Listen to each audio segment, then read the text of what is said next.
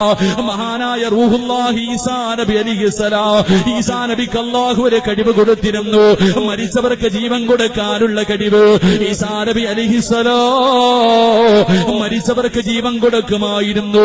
ഇത് കണ്ടപ്പോ ജനങ്ങൾ പറഞ്ഞു, ഈസാ നബിയേ, ഇതിലെന്തോ കള്ളത്തരമുണ്ട്, ഞങ്ങളൊരു ഖബർ കാണിച്ചു തരാ, ഞങ്ങളൊരു ഖബർ കാണിച്ചു തരാ, അതിനകത്ത് കിടക്കുന്ന മനുഷ്യനെ ഒന്ന് വിളിച്ചുണർത്താൻ കഴിയുമോ? ഈസാ നബി ചോദിച്ചു, ഏത് ഖബറാ? ഈസാ നബി ചോദിച്ചു, ഏത് ഖബറാ? പടച്ചവനെ, ആ പള്ളിക്കാട്ടിലെ ഏറ്റവും പഴക്കം ചെന്ന ഒരു ഖബറിന്റെ ചാരത്തേക്ക് ഈസാ നബിയെ ജനങ്ങളെ വിളിച്ചു കൊണ്ടുപോവുകയാണ്. എന്നിട്ടൊരു ഖബർ കാണിച്ചു കൊടുത്തു. അതിനകത്ത് കിടക്കുന്ന ധാരാളെന്നൊരു മനുഷ്യനും അറിയില്ല. ഈസാ നബി അലൈഹിസ്സലാം ആ ഖബറിന്റെ ചാരത്തിരുന്നിട്ട്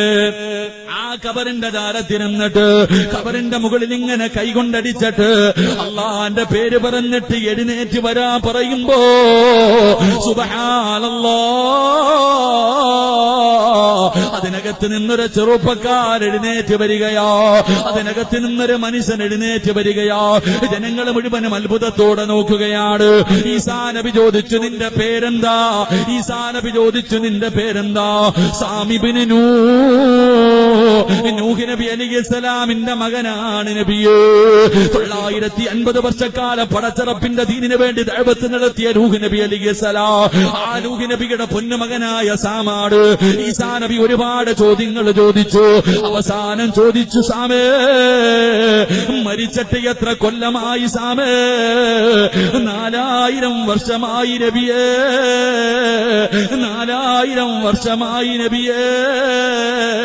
ഈസാ നബി ചോദിക്കുന്നു, സാമേ,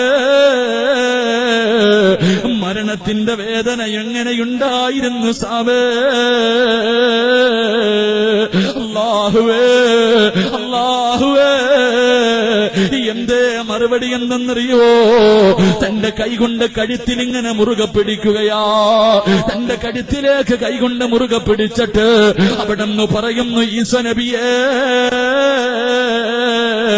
തൊണ്ടക്കുടിയിൽ നിന്ന് അസുറായിൽ 4000 കൊല്ലം മുമ്പ് എന്റെ തൊണ്ടക്കുടിയിൽ നിന്ന് റൂഹ് വലിച്ചെടുത്ത വേദനയുണ്ടല്ലോ, ഇപ്പോഴും എന്റെ കഴുത്തിലുണ്ട് നബിയേ.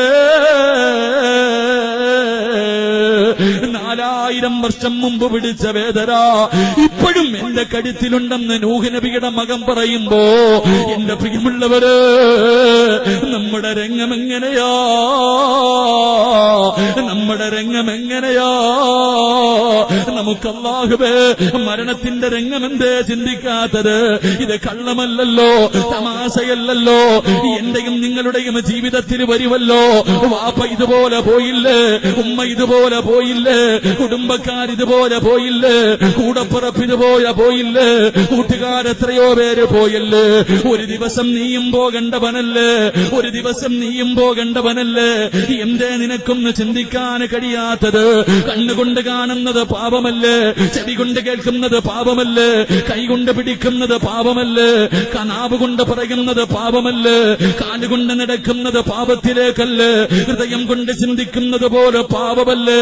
ഇന്നത്തെ ഒരു ദിവസം കോടാനി കോടി പാപം ചെയ്ത എന്റെയും നിങ്ങളുടെയും ഇന്നത്തെ രാത്രിയാണ് അവസാനത്തെ രാത്രിയെങ്കില് മലക്കുൽ മൗത്ത് കടന്നു വരുന്ന രംഗമെങ്ങനെയോ? അല്ലാഹുവേ, പടച്ചവനെ, നീ ഞങ്ങളോട് കരുണ കാണിക്കണേ അല്ലാ.